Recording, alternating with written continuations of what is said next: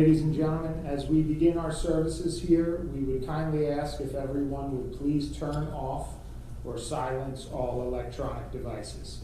Thank you.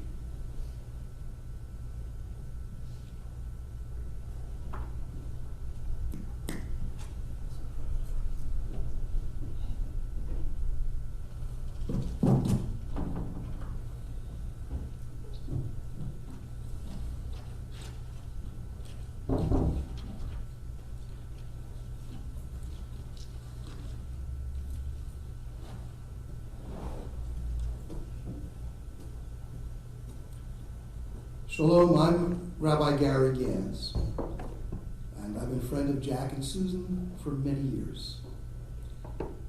We last met here when we came together as a community of consolation for Susan's funeral in 2018.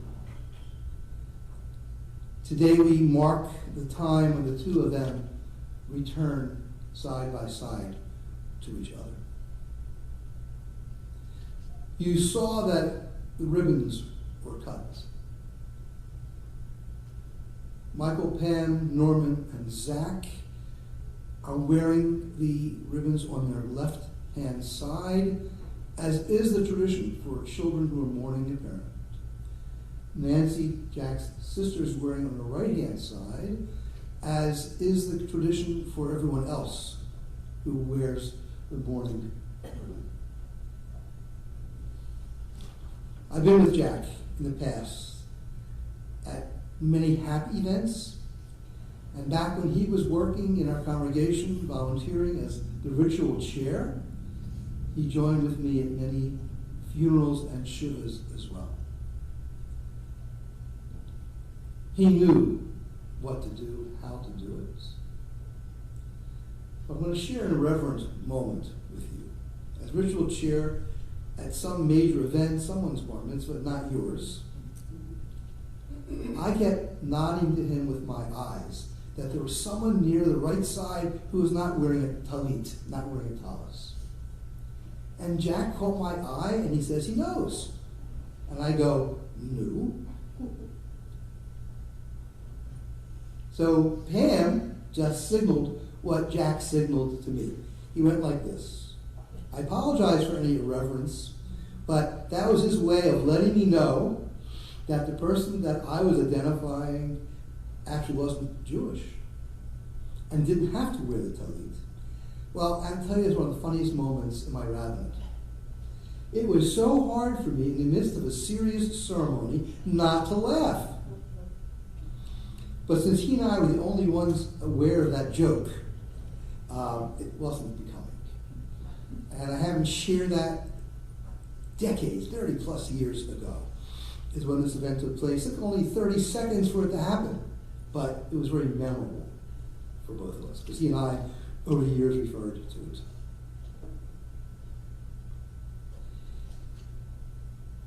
Ma'ayan HaChayim, wellspring of life.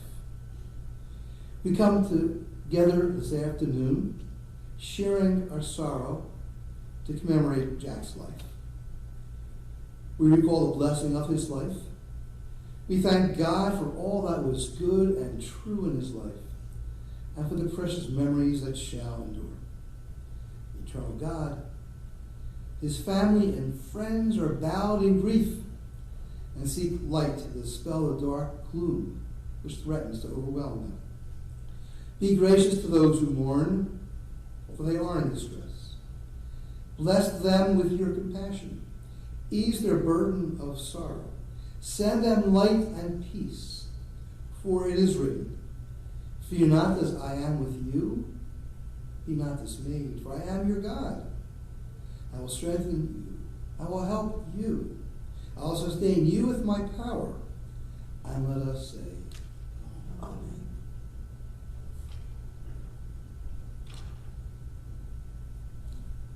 I also want to identify grandchildren, beautiful as they are, populating the second row on this side.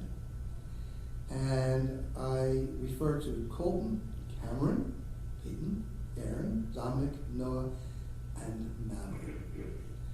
So they are the ones that need to hear from you. They need to hear the stories, the anecdotes, the sad moments, the happy moments, so that they carry this with them into their futures as well. I'm going to read from Psalm 23, common to funeral services among Jews and Christians. I'm going to read the first lines in Hebrew and then an English interpretation. Mizmor David, Adonai ro'i lo echsar, beno desha yarbitzeni, amei menuchot yenachaleni. The Lord is my shepherd, I shall not want. God has me lie down in green pastures. God leads me beside the still waters. He guides me on paths of righteousness and revives my soul for the sake of God's glory. Though I walk in the valley of the shadow of death, I fear no harm, for you are with me. Your staff and your rod do comfort me. You set the table in sight of my enemies. You anoint my head with oil. My cup overflows. Surely goodness and mercy shall follow me all the days of my life, and I shall abide in the house of the Lord forever.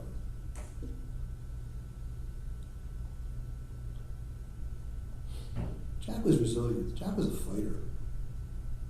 Jack had bad kidneys and knew that despite the transplant that he was living on borrowed time. Connected to dialysis, concerned about his health, and of course concerned about Susan's before that at the same time. The struggle is over. I'm going to share with you a text that I share with many members of our community, of our congregation, Backbone family. A sense of release, a sense of relief, a sense of completion and closure. Words written by a rabbi and scholar thousands of years ago named Ben Sirach. I read his words in translation. He wrote, "We are all destined to die. We share with all who ever lived, with all who ever will be. Cry for the dead. Hide not your grief. Do not restrain your mourning. But remember that continuing sorrow is worse than death. When the dead are at rest, let their memory be a source of peace, and be consoled when the soul departs. Death is better than a life of pain, and eternal rest is better than lingering illness. As a drop of water in the sea, as a grain of sand on the shore, are our few days in eternity. The good things in life last for a short time, but a good name, a good reputation, endures forever." So I first met Jack, must be 40 years ago. Or how many years we figured out? 83. Say it again? 83. Not 83 years, but since 83. Since 83. 1983. So Jack and I shared the hobby of amateur radio, ham radio. And one night on our local Jewish net, he announced for the whole world to hear that he was taking the clan the following week to Israel. That was a major breach of security, even that. He shouldn't have said that. So I found his phone number and I called him and said, "Hey, Jack, I'm going to be in Israel next week too." And we found out. He told me the name of the hotel I was going to be at. We rented an apartment down the street from there. I said, "Don't tell anybody else you're going to be out of the country and your house is going to be open." But we made arrangements to meet in Israel. And the four guys, much younger, as was I, met at a restaurant, a burger joint in Jerusalem. So it was the four of you, Jack, Susan, and my wife and myself, and basically that was the entire restaurant. We were loud enough, they were just happy that nobody else walked there. We had a grand old time. You guys ate well. And I enjoyed their company. After that, and I don't remember exactly the timeline, Jack and Susan and the Mishpucha joined our synagogue. And then as the kids matured, it was time for the triplets to have their bats and bar mitzvahs. And as a legitimate offer to Jack and Susan, I said, hey, would you like 3 consecutive Saturday mornings? He looked at me and said, are you crazy? I said, I take that as no. But my first offer was for each one of you to have a separate bar and bat mitzvah day to shine. But we did it one big day. Michael, you were there and happy with them, being the older brother. And Pam and Susan were very excited that we made this a meaningful experience.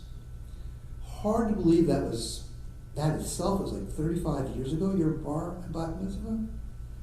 Phew. Time has moved along. And then a couple of years after that, our first son arrived.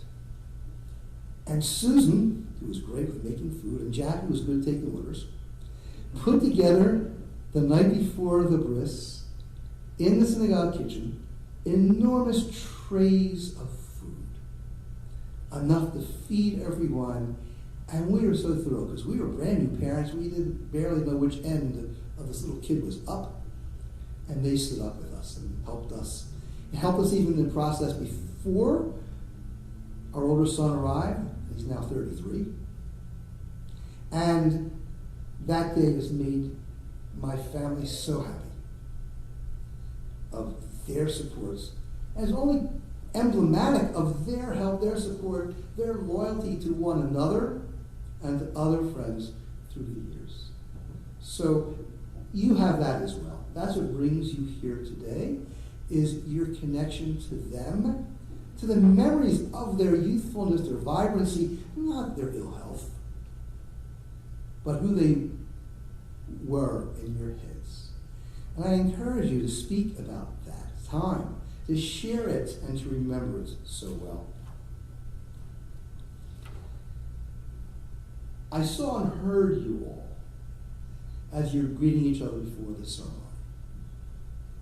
There was a tinge of sadness that brings you here today, but a tinge of joy as well at seeing each other and being together at this family moment. This is a wide range of feelings and experiences expressed by a prayer. The book of Ecclesiastes speaks about, for everything there is a time. And I'll read a translation of that text.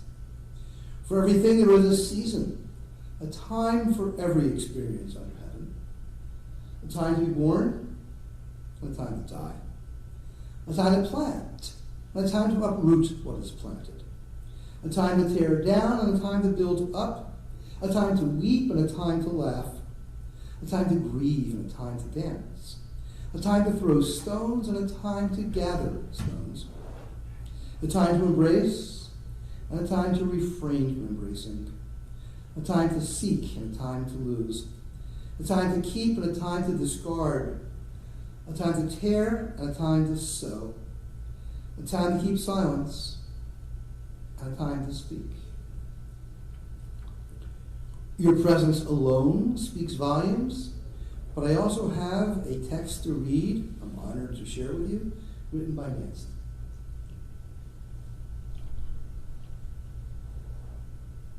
My brother Jack and I were 4 years apart. I was always the pesky little sister. For most of our youth, we lived close to the Niebauer and Brager families. Nate, Fred, Jack, and I were together a lot. And then came Cheryl, who was like a little doll to play with. Doreen Brager also lived on the next block. They were happy times, except when the boys would gang up on me. Aunt Claire and Uncle Lou were like second parents to me, and we had our holiday dinners at Aunt Betty's and Uncle George's house, or at the Niebauers. As the pesky sister, Jack would pull me around on the rug and say, "Hot tushy," and I would try to punch him with my feet. We didn't have much in common growing up. I was always interested in art and heat, electronics, and ham radio. I think when I became a teenager, and his friends seemed interested in me, that he finally decided I was a real person. He was instrumental in setting me up with blind dates, and that turned me into marrying Nat. And we've been together 58 years. Get on. After several girlfriends, he met Susan, and they became perfect for each other. He couldn't have found a more loving, self-giving, and creative mate. Our families grew, and we kept in touch and saw each other on occasion.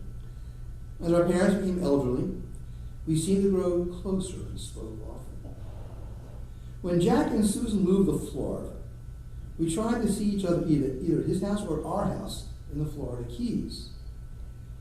We spoke very often on the phone, but getting together the last 2 years was difficult because of COVID and his health problems.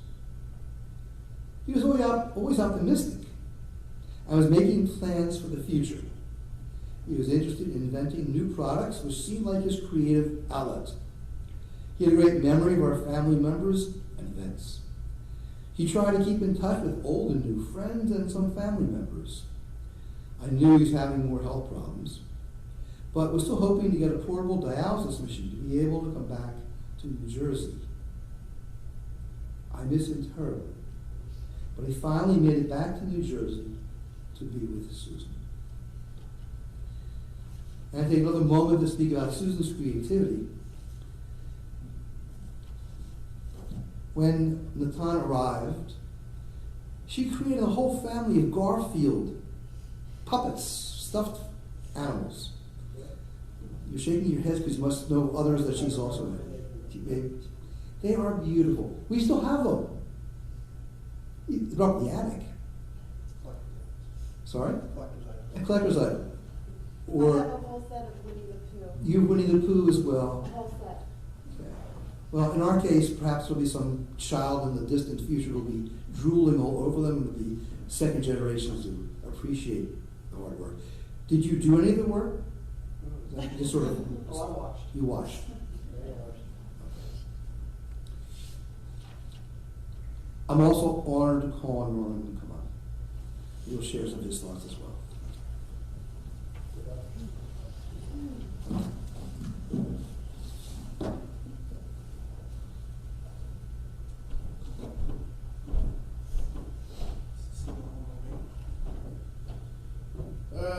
So, I'll get out there.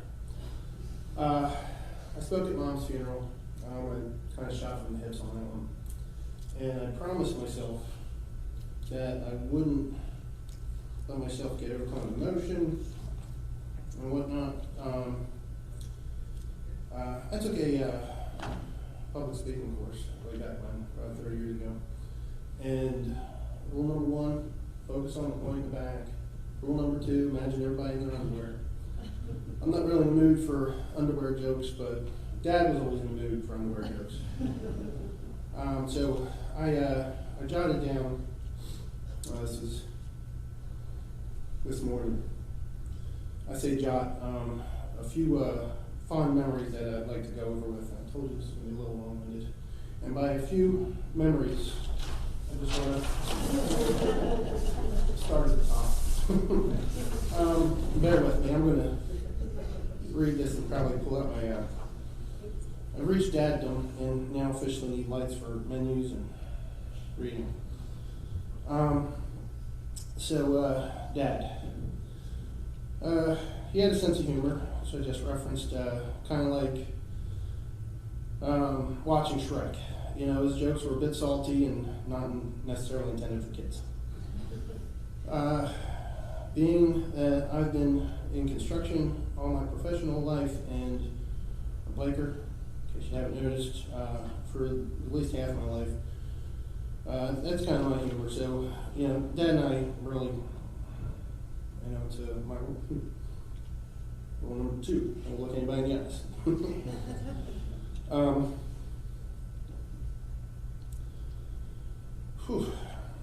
All right, so some of my earliest memories. He worked a lot, and I mean a lot, which is likely where I get my work ethics from. As a father, you want the best for your family, typically better than what you had. I don't take his absence as anything less than that, and I hope my family sees the same thing in me.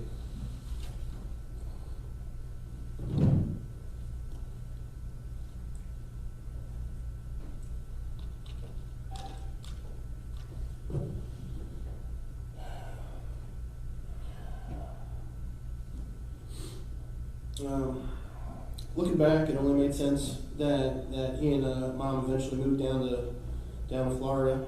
We would go on camping trips 2-3 times a year. To Disney World. Yeah, and Gatorland. Other places all over Florida. They like camping. We like camping. The progression of our sleeping quarters over the years as kids camping started with all of us from what I remember, and all of us in that Coleman tent, to Mom and Dad in the Apache pop-up, and the kids still in that Coleman tent. Then the big wilderness camper came along, and still I found myself sleeping in that tent. Until we all smartened up and realized that sleeping in a big camper is really a better way to go than in a tent.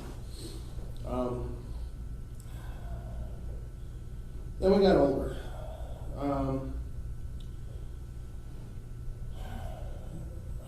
I think as I was in middle school, I'm trying to remember about when, the recession hit and Dad had lost his job at Infotron. You know, he was, from what I remember, turned out to be a big wig there. Instead of just, rolling over and accepting defeat, he chose to start his own company.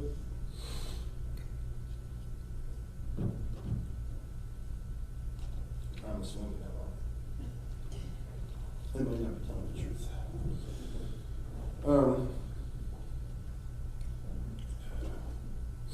I think over the years, he kept pushing forward, and his company, if it wasn't successful, he'd spin off and start going another direction. And I specifically remember going with him to Toronto for a computer expose.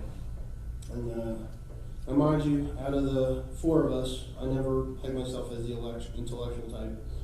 Looking at Pam, Zach, and Mike, all on a roll, or better.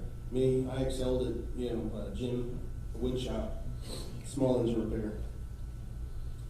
Not to get too sidetracked, but here's Dad and I, sometime late in high school, and I'm driving him into Canada, headed to Toronto in that old blue Chevy Celebrity station wagon, and I'm focusing on being a good driver.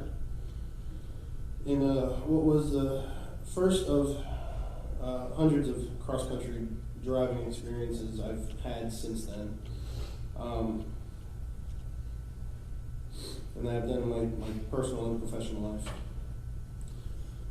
So here I am, 17 or 18 years old, on the tail end of a 10-hour trip, and I'm feeling good about the trip, and for the first time I see a speed limit sign that says 88. Can only imagine. Clear as day, and I'm looking down and I see I'm only doing 50. So now I'm thinking, damn, Canada has an Autobahn, so I punch it. Didn't take long for Dad to jump completely out of his skin.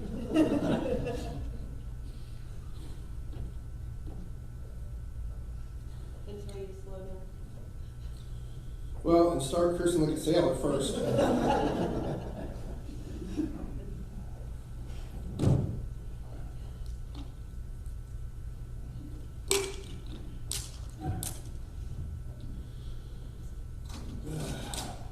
And thank you. Where was I? Cursing like a sailor. Good place to leave it off. And let's see. I apologize here. Oh, and try to explain to me in the difference between kilometers and miles per hour. So there's apparently a difference. They got a different system up there.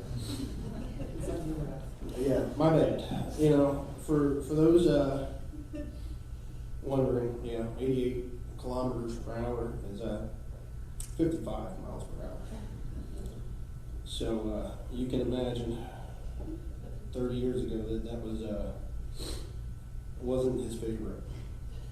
It was a good thing that back then in the 80s the Canadian Mounties were still on horseback and couldn't keep up. No offense if anybody's from Canada.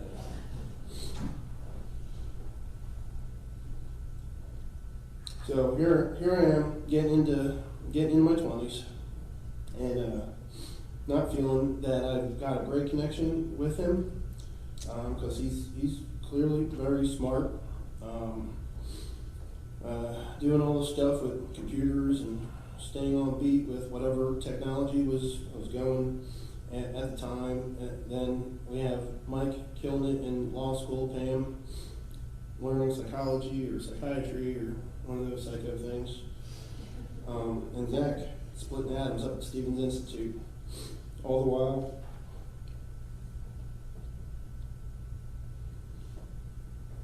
I'm doing what I can in construction, and I definitely felt like the odd man out.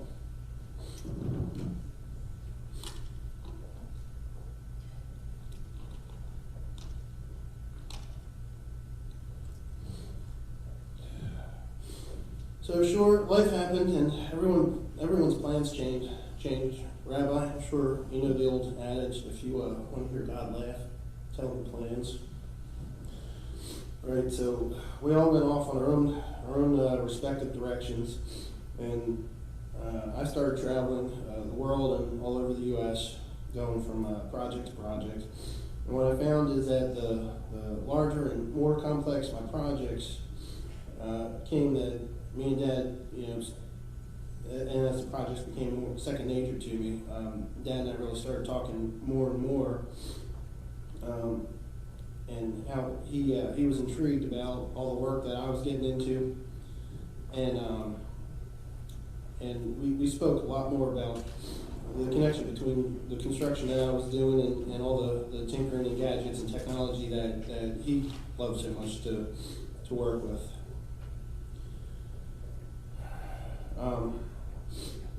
And I was generally shocked.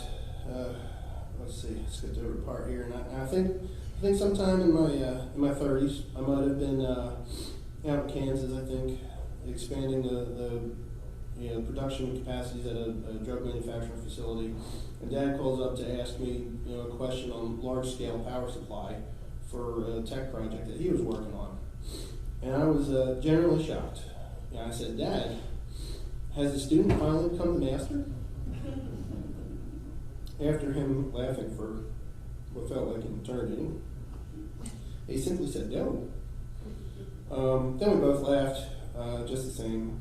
Our dynamic changed a bit that day, and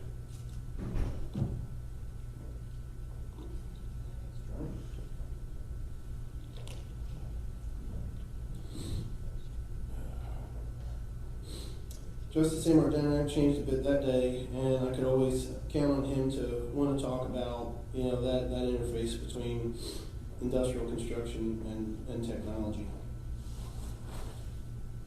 Sorry, I wrote all this morning, by the way. I've been thinking about this for a couple days. Fast forward a few years, and Dad managed to shock me yet again. He and Mom came up to visit North Carolina. And so I'm doing the usual welcome, meeting them in the driveway for hugs and kisses, for the two of them. Mom goes in the house with Carol, my wife, and Dad says, "Hey Norm, want to see something cool?"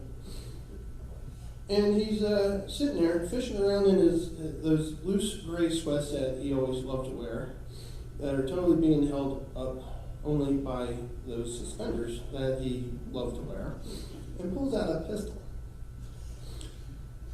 So my instinctual reaction was to grab his hand and put it away from me.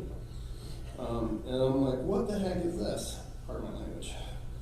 Now, at that point, I was pretty regular, at the range and was comfortable around weapons, but he tells me that he and Mom now both carry and shoot with a small group of friends 2 to 3 times a week. I guess the canasta club wasn't taking any more members.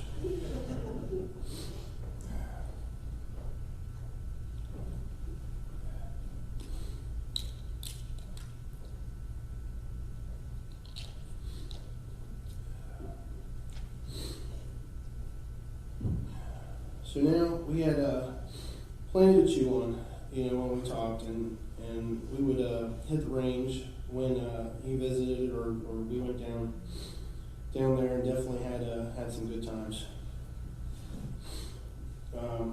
So fast forward a little bit again. Dad's health was definitely like a roller coaster with the expected complications that one would see in diabetes, as well as some unexpected issues. But as with everything else, he persevered and pushed forward. And I mean that's all you really can do, right? I'd say that when life breaks your eggs, you're gonna make an omelet, but not Dad. He hated eggs with a passion. You couldn't even talk about cooking eggs without him gagging like a cat kicking out a hairball. So, I won't use that analogy. We're almost there.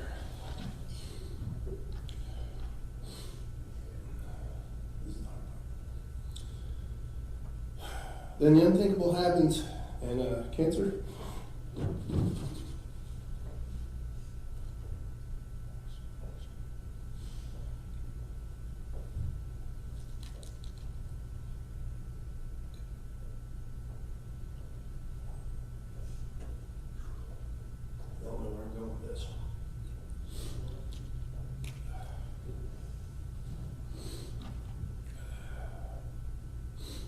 Finally took Mom.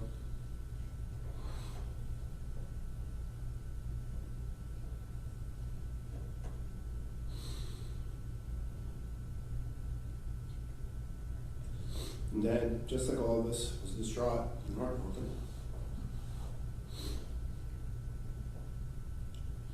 Without Mom, Dad really had to reinvent himself.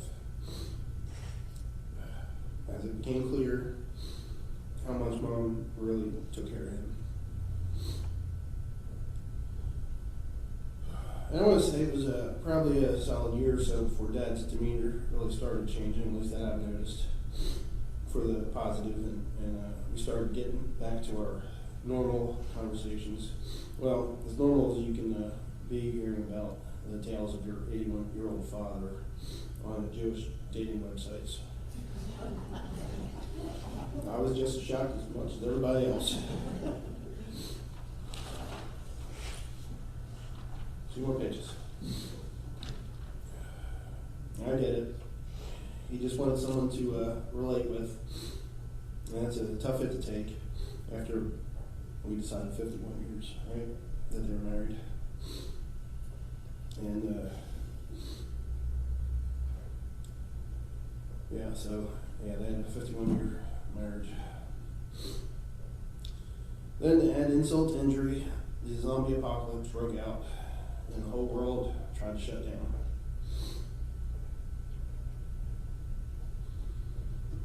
And with Dad's health record, I don't blame him for becoming so recluse. Sure, we still spoke a lot, at least once a week, and I think Pam spoke with him 2-3 times a week on the regular. But it wasn't the same thing. A lot has happened in the last 2 years. That I'm sad that we personally couldn't share together. Mike's been taking on a lot, kind of isolated up there at the old homestead. Pam has a small army in college, or almost in college, lives over in Delaware.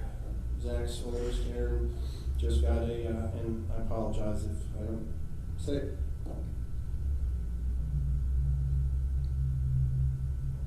It's eye contact. Don't do it.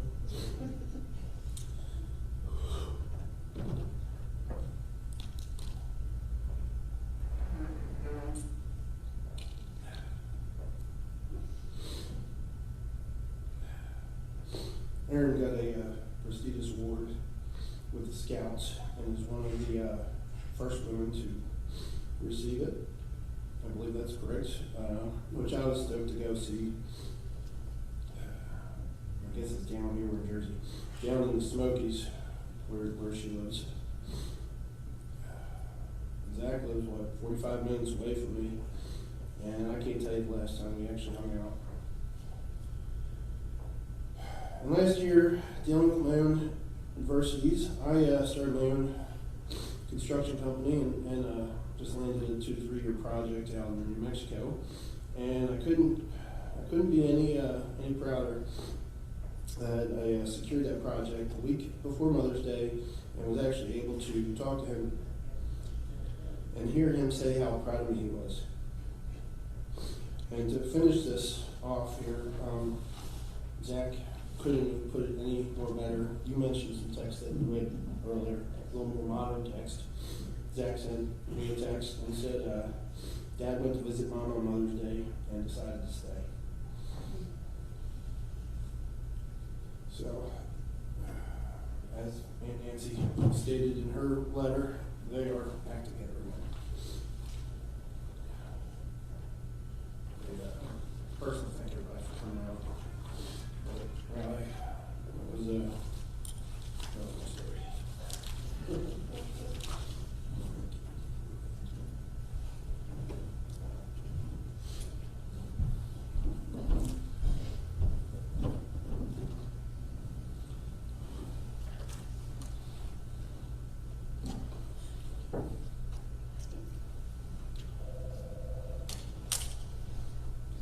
I'm going to read a prayer now known as El Malei Rachamim, God the Compassionate One.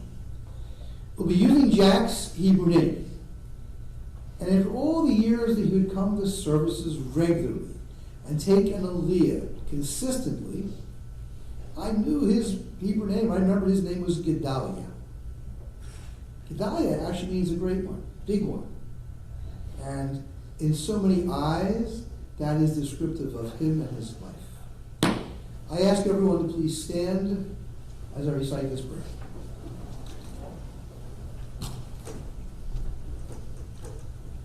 El Malei Rachamim, Shochein B'Murumim, Hamtzei B'Nucha Nechona Tachat Kanfei HaShechina, B'Ma'alot Kedoshim U'Toharim, Kezohar HaRakia Mashirim, Et Nishmat Gedaliah Ben Shlomo, Shalach L'Olamo, Began Eden Tehei Menuchato. Ana, Ba'al HaRachamim, Hasirehu B'Setek Knapecha L'Olamim. Utzror B'Tzror HaChaim Et Nishmato. Adonai Hu Nachalato. V'yanuach B'Shalom Am Yishkavo V'Nomar. Amen. O God, exalted and full of compassion, grant perfect peace in your sheltering presence, and the holy and pure, to the soul of Jack Colton, Gedaliah, the son of Shlomo, who has gone to his eternal home. Master of mercy, we beseech you, remember all the worthy and righteous deeds that he performed in the land of the living. May his soul be bound up in the bond of life. The Lord is his portion. May he rest in the tranquility of peace, of shalom. And let us all respond. Amen. Please be seated. The interment will take place at the Congregation Bet Tikva section at Crescent Memorial in Pensacola. At that time, we also will be acknowledging Susan's marker, symbolically unveiling it. Also at the cemetery, there will be an Air Force ceremony of folding and presenting the flag and sounding of taps.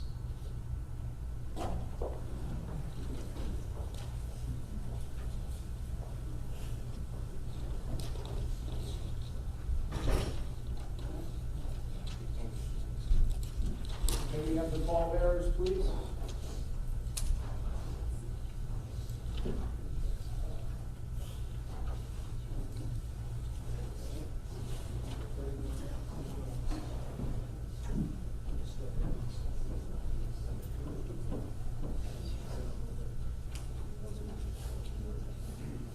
And we'll ask if you would all rise once more, please.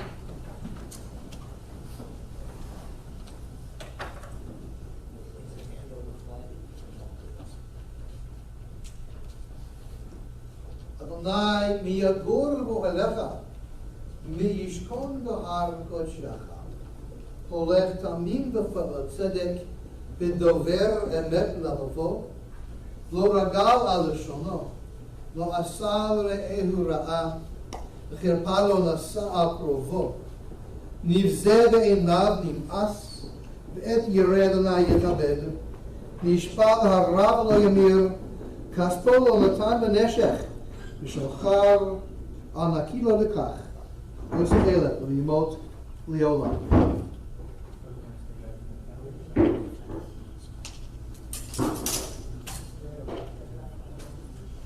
Folks, we'll ask everyone else if you could just kindly take a seat for a moment, please.